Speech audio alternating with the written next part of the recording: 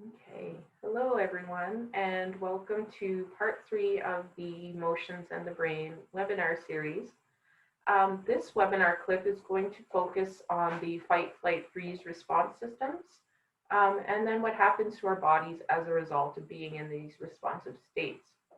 My name is Erin Papanicus, and I am a school psychologist at the MFNERC. So in the previous webinar clip, we covered parts of the brain that play a big role in how we regulate our emotions and flipping our lids when we experience big emotions such as anger or fear. And as we learn, sometimes our amygdalas, also known as the brain's alarm center or guard dog, will perceive threats that aren't really there and cause us to feel these big emotions and flip our lids. So this makes it hard for us to use our logical thinking or our prefrontal cortex, as we learned, which allows us to respond appropriately. So as a result, we go into these fight, flight, or freeze response states. So during this webinar clip, we are going to cover what the fight, flight, freeze response systems are, and then how our body physically responds and changes as a result of being in these states. And then how these responses and how these states might be portrayed in the school setting from students that we work with.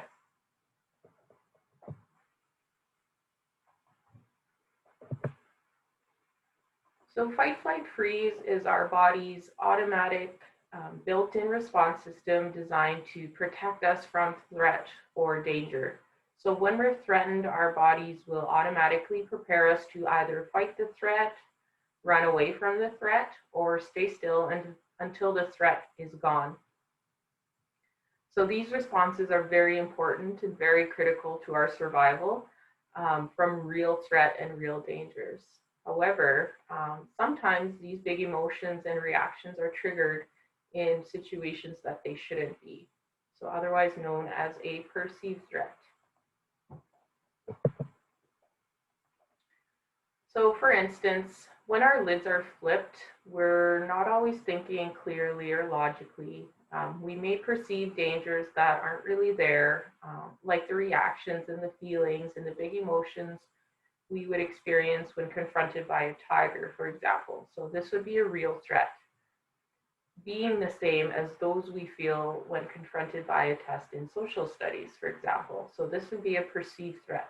So both situations are triggering similar emotions and may cause us to fight, flight, or freeze and cause our bodies to react in certain similar ways. So what happens to our bodies during fight, flight, freeze?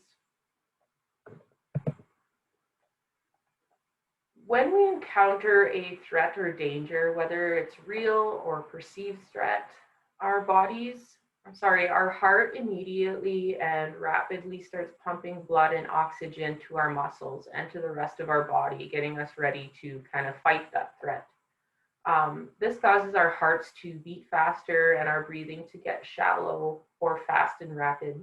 So that improper breathing can make us feel a little bit lightheaded or dizzy or kind of like we're going to faint.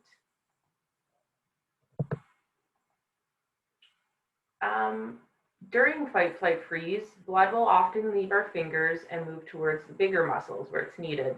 So this may leave our fingers feeling a little bit tingly or cold or numb. So when our body is getting ready to protect us against the danger, it uses up a lot of energy, which causes our bodies to heat up. And sweating is the body's way of cooling down. So we might have sweaty palms or have sweat from other glands in our bodies. When we're confronted with perceived or real threat or danger, our pupils will get bigger and they'll dilate in order to let more light in and allow us to see more of our surroundings.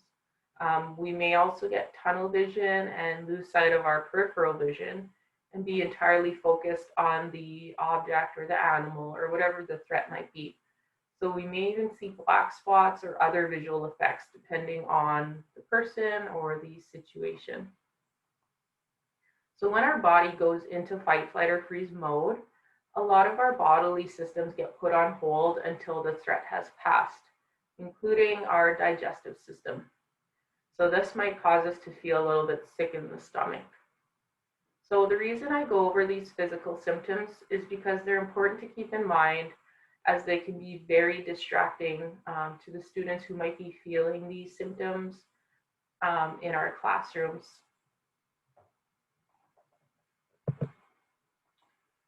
So here are just some examples of what fight, flight, freeze might look like inside the classroom. So it's important to keep in mind that when a student is in fight, flight, freeze response state, it's very hard for them to focus on anything else but the perceived threat, meaning they're often unable to learn effectively while being in any of these states.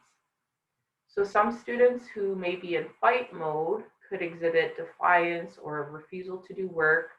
They might become aggressive or yell or scream, or they might push away their work or even throw away their work. Students in flight mode may constantly flee the classroom. They might avoid others or withdraw from others. They might hide, or they might skip school altogether. And lastly, those in freeze mode might look like they're daydreaming a lot of the time, always have their heads down, might often give you blank stares when you're talking to them or asking them a question, or they might just refuse to talk altogether. So again, it's important to keep in mind that students in these states are perceiving a threat or danger, causing them to fight, flight, freeze. So even though it might seem irrational to you and I, the threat is quite real to them. So just something to keep aware of.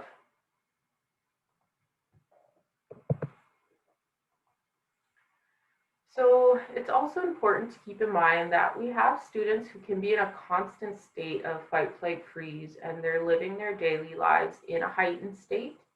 So these students are often unable to use the effective tools and coping strategies needed to put their lids back on in order to self-regulate and be in control of those big emotions so that they can effectively learn throughout their school day. So some students may always be in this state of dysregulation, or their lids are always flipped.